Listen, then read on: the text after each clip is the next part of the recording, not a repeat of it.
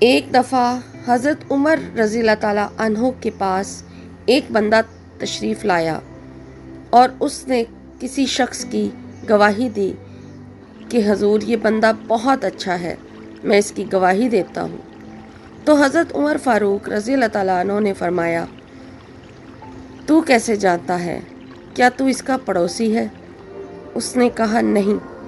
پھر آپ رضی اللہ تعالیٰ عنہ نے پوچھا، کیا تو اس کے ساتھ نے سفر کیا ہے؟ اس نے کہا نہیں۔ کیا تو نے کبھی اس کے ساتھ درہم اور دینار کا لین دین کیا ہے؟